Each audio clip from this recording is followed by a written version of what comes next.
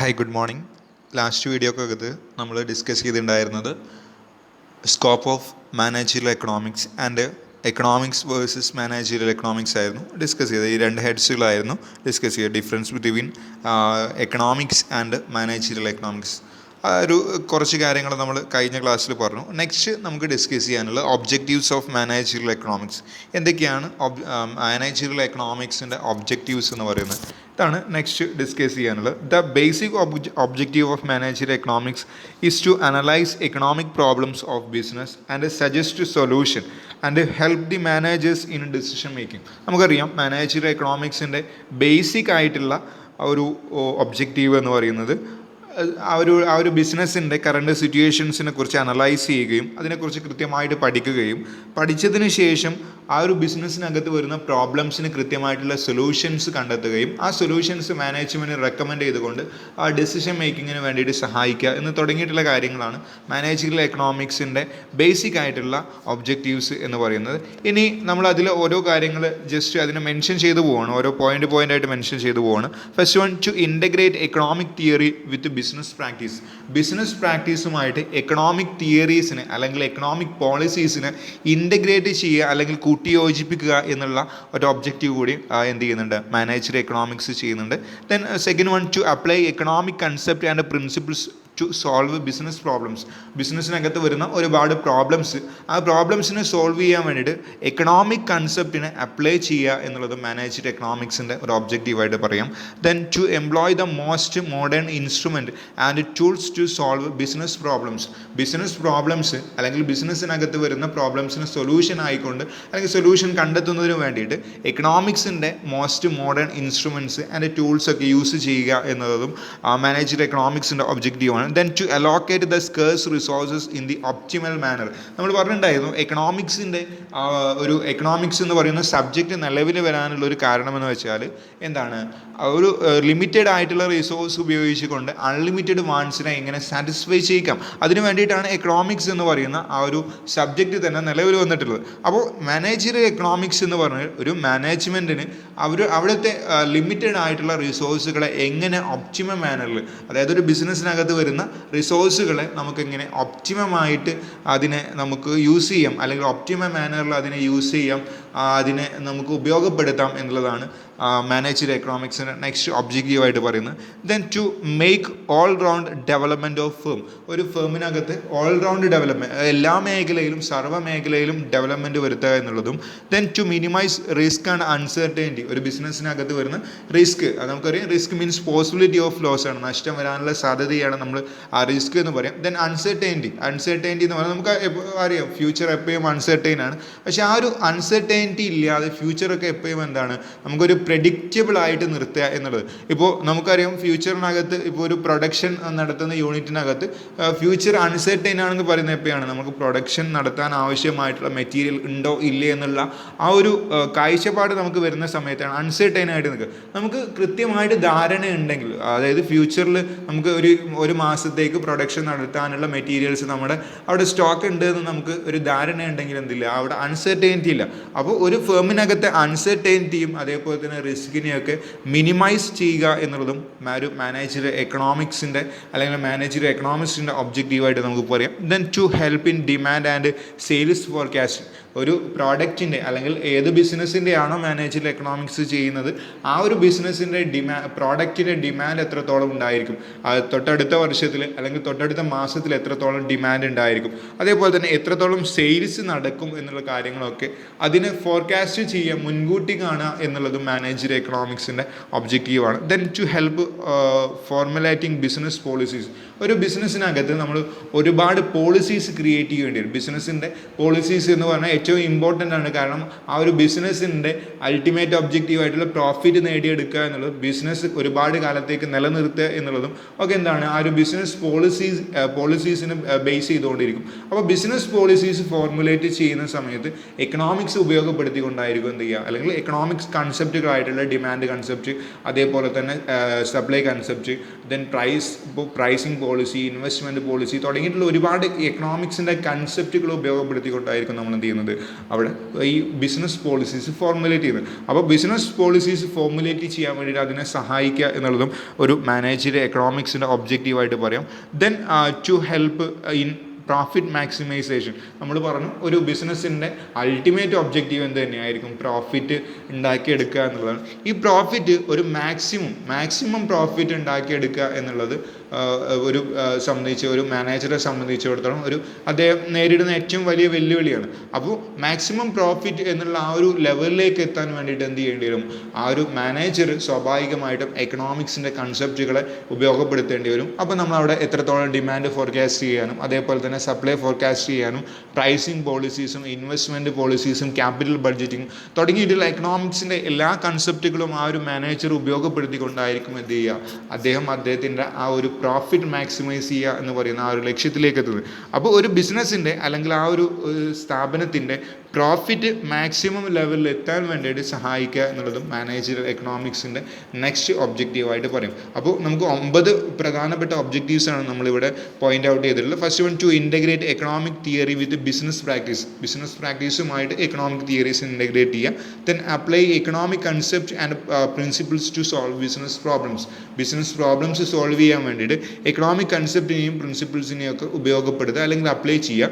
Then third one, to employ most modern instrument and tools to solve business problems solve ചെയ്യാൻ വേണ്ടിയിട്ട് എക്കണോമിക്സിൻ്റെ most modern ടൂൾസുകളും അതേപോലെ തന്നെ അതിൻ്റെ ഇൻസ്ട്രുമെൻറ്റുകളൊക്കെ ഉപയോഗപ്പെടുത്തുക അല്ലെങ്കിൽ എംപ്ലോയ് ചെയ്യുക എന്നുള്ളത് ആണ് തേർഡ് ഒബ്ജക്റ്റീവായിട്ട് പറയുന്നത്. Then fourth one, to allocate scarce resource in the optimum manner. ബിസിനസ്സിനകത്ത് വരുന്ന റിസോഴ്സുകൾ നമുക്കറിയാം. ഒരു ബിസിനസ്സിനകത്ത് വരുന്ന റിസോഴ്സുകൾ നമുക്ക് മാൻ, മണി, മെറ്റീരിയൽ, മെഷീനറി, ഇങ്ങനെ 4 M's എന്നാണ് പറയാറ്. മാന്, മണി, മെറ്റീരിയൽ, മെഷീനറി, ഇങ്ങനെ തുടങ്ങിയിട്ട് ഈ 4 Mകളാണ് ഒരു ഫേമിനകത്ത് വരുന്ന അല്ലെങ്കിൽ ഒരു ബിസിനസ്സിനകത്ത് വരുന്ന അവരുടെ റിസോഴ്സുകൾ എന്ന് പറയും. ഈ 4 റിസോഴ്സുകളെയും വളരെ കൃത്യമായിട്ട് ഒപ്റ്റിമം മാനറിൽ ഉപയോഗപ്പെടുത്തി കഴിഞ്ഞാൽ മാത്രമേ എന്ത് ചെയ്യാൻ പറ്റുള്ളൂ? ആ ഒരു ബിസിനസ്സിന് പ്രോഫിറ്റ് ലെവലിലേക്ക് പോകാൻ വേണ്ടിയിട്ട് പറ്റുള്ളൂ. അപ്പോൾ ആ ഒരു റിസോഴ്സുകൾ ഒപ്റ്റിമം മാനറിൽ ഉപയോഗപ്പെടുത്തുക എന്നുള്ളതും മാനേജറിയൽ എക്കണോമിക്സിൻ്റെ ഒബ്ജക്റ്റീവാണ്. Then to make all round development. ബിസിനസ്സിൻ്റെ സർവ്വ മേഖലയും എല്ലാ മേഖലയിലും ഡെവലപ്മെൻറ്റ് വരുത്തുക എന്നുള്ളതും മാനേജറിയൽ എക്കണോമിക്സിൻ്റെ ഒരു ഒബ്ജക്റ്റീവാണ്. Then to minimise risk and uncertainty. ബിസിനസ്സിനകത്ത് വരുന്ന റിസ്കിനെയും അൺസർട്ടൈനിറ്റിയും ഒക്കെ റെഡ്യൂസ് ചെയ്യുക അല്ലെങ്കിൽ മിനിമൈസ് ചെയ്യുക എന്നുള്ളതും മാനേജറിയൽ എക്കണോമിക്സിൻ്റെ ഒരു ഒബ്ജക്റ്റീവായിട്ട് നമുക്ക് പറയാം. To help in demand and sales forecasting. Demand എത്രത്തോളമുണ്ട്, സെയിൽസ് എത്രത്തോളമുണ്ട്, അതിനെ ഫോർകാസ്റ്റ് ചെയ്യുക അല്ലെങ്കിൽ മുൻകൂട്ടി അറിയുക എന്നുള്ളതും മാനേജറിയൽ എക്കണോമിക്സിൻ്റെ ഒബ്ജക്റ്റീവാണ്. To help formulating business policies. ബിസിനസ്സിൻ്റെ പോളിസികളെ ഫോർമുലേറ്റ് ചെയ്യുക. ബിസിനസ് പോളിസീസ് എന്ന് പറയുമ്പോൾ ബിസിനസ്സിനെ അതിൻ്റെ ഒബ്ജക്റ്റീവിലേക്ക് അല്ലെങ്കിൽ അതിൻ്റെ ഗോളിലേക്ക് എത്തിക്കാൻ വേണ്ടിയിട്ട് ആവശ്യമായിട്ടുള്ള തീരുമാനങ്ങളാണ് നമ്മൾ ബിസിനസ് പോളിസീസ് എന്ന് പറയുന്നത്. ആ പോളിസീസ് ക്രിയേറ്റ് ചെയ്യുന്ന സമയത്ത് അല്ലെങ്കിൽ ആ ഒരു പോളിസി നമ്മൾ ഉണ്ടാക്കുന്ന സമയത്ത്, ഡെവലപ്പ് ചെയ്യുന്ന സമയത്ത് അതിനെ സഹായിക്കുക എന്നുള്ളതും മാനേജറിയൽ എക്കണോമിക്സിൻ്റെ ഒബ്ജക്റ്റീവാണ്. Then to help profit maximisation. Profit maximise ചെയ്യാൻ വേണ്ടിയിട്ട് അവിടെയും സഹായിക്കുക എന്നുള്ളത് മാനേജറിയൽ എക്കണോമിക്സിൻ്റെ ഒബ്ജക്റ്റീവാണ്. ഇങ്ങനെ 9 ഒബ്ജക്റ്റീവ്സ് ആണ് മാനേജറിയൽ എക്കണോമിക്സിന് വരുന്നത്. Then uses or importance of managerial economics. Managerial എക്കണോമിക്സിൻ്റെ ഉപയോഗം അല്ലെങ്കിൽ അതിൻ്റെ ഇമ്പോർട്ടൻസ് എന്തൊക്കെയാണ് എന്നുള്ളതാണ് നമ്മൾ നേരത്തെ ഡിസ്കസ് ചെയ്ത കാര്യങ്ങളായതുകൊണ്ട് തന്നെ ഞാൻ ജസ്റ്റ് പോയിന്റ് വായിച്ചു പോകുന്നേ ഉള്ളൂ.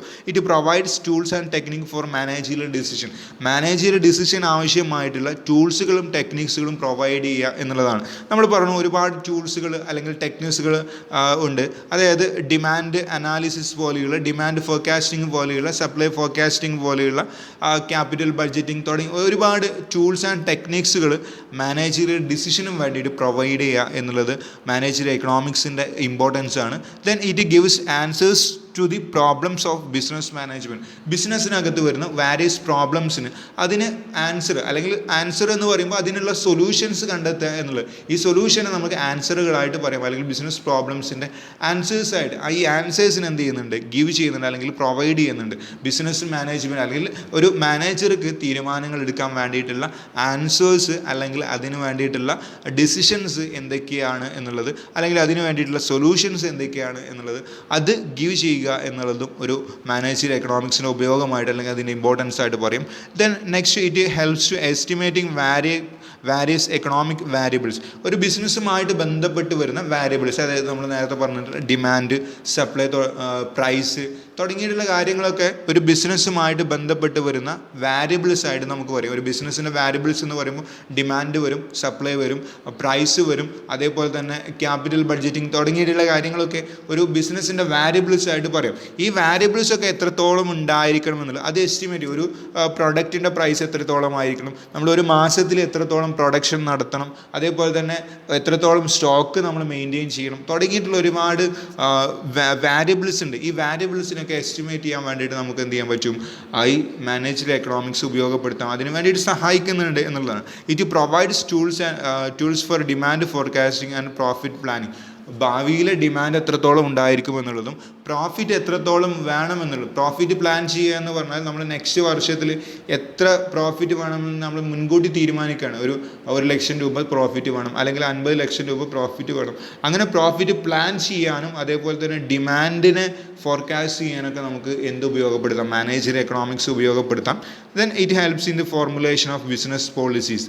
ബിസിനസ് പോളിസീസ് ഫോർമുലേറ്റ് ചെയ്യാൻ വേണ്ടിയിട്ട് സഹായിക്കുന്നുണ്ട്, നമ്മൾ നേരത്തെ പറഞ്ഞതാണ്. Then it helps in deciding optimum quantities of output, price, etc. നമ്മൾ പറഞ്ഞു ഒരു ഒപ്റ്റിമം മാനറിൽ അവിടുത്തെ റിസോഴ്സുകൾ ഉപയോഗപ്പെടുത്താൻ വേണ്ടിയിട്ട് നമ്മൾ എന്ത് ചെയ്യുന്നുണ്ട്, മാനേജ്ഡ് എക്കണോമിക്സ് ഉപയോഗപ്പെടുത്തുന്നത്. അത് ആ ഒരു പോയിന്റ് തന്നെയാണ് അവിടെ പറയുന്നത്. It helps in deciding optimum quantities of output, price.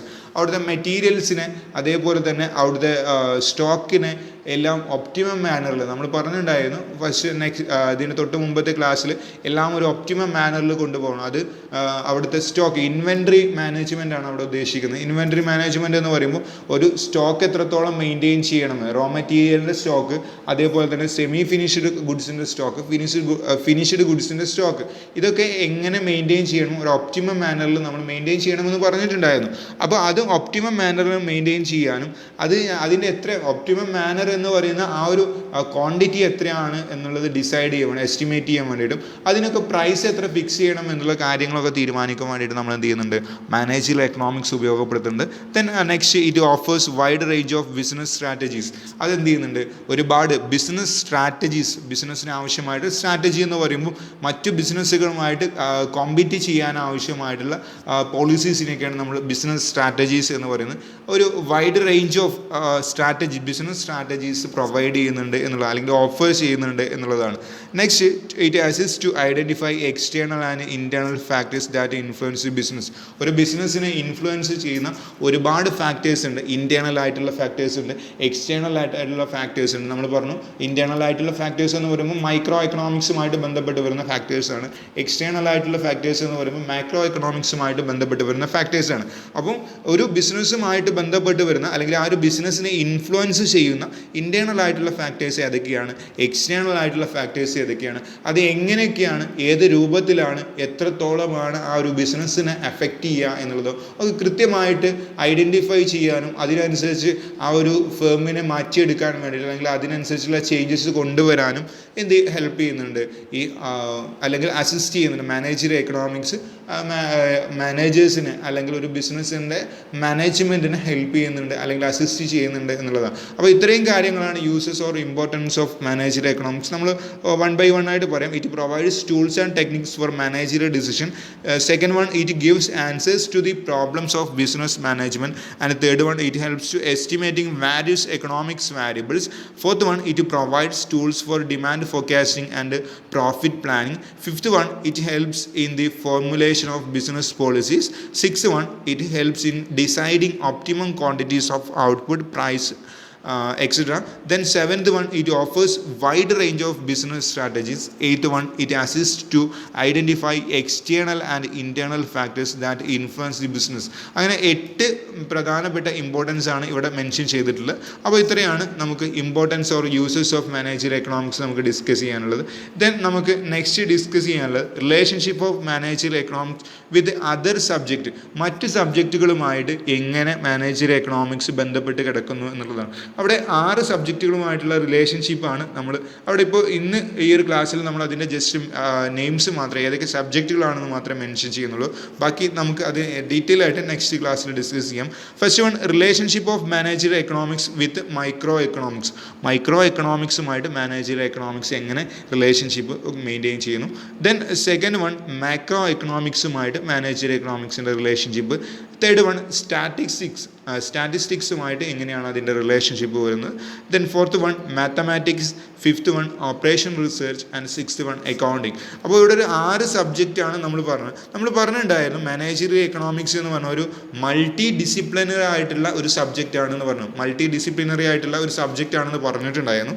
അപ്പോൾ ഇവിടെ നമ്മൾ ഡിസ്കസ് ചെയ്യുന്ന അല്ലെങ്കിൽ റിലേഷൻഷിപ്പ് നോക്കുമ്പോൾ ആ ഒരു മറ്റു സബ്ജക്റ്റുകളുമായിട്ട് എങ്ങനെ റിലേഷൻഷിപ്പ്, എന്താണ് മാനേജറിയൽ എക്കണോമിക്സിൻ്റെ റിലേഷൻഷിപ്പ് എന്നുള്ളതാണ് നമ്മൾ ഇവിടെ ഡിസ്കസ് ചെയ്യുന്നത്. അതിൽ 6 സബ്ജക്റ്റുകളാണ് നമ്മൾ ഡിസ്കസ് ചെയ്യുന്നത്. Micro economics, macro economics, statistics, mathematics, operation research and accounting. ഈ 6 സബ്ജക്റ്റുകളുമായിട്ടുള്ള റിലേഷൻഷിപ്പാണ് നമ്മൾ എന്ത് ചെയ്യുന്നത്, ഡിസ്കസ് ചെയ്യുന്നത്. അത് ഡീറ്റെയിൽ ആയിട്ട് നമുക്ക് നെക്സ്റ്റ് വീഡിയോക്കകത്ത് ഡിസ്കസ് ചെയ്യാം. ഈ ഒരു ഇത്രയും കാര്യങ്ങൾ പറഞ്ഞുകൊണ്ട് നമ്മൾ ഇന്നത്തെ വീഡിയോ അവസാനിപ്പിക്കുകയാണ്. ബാക്കി നമുക്ക് നെക്സ്റ്റ് വീഡിയോയിൽ കാണാം.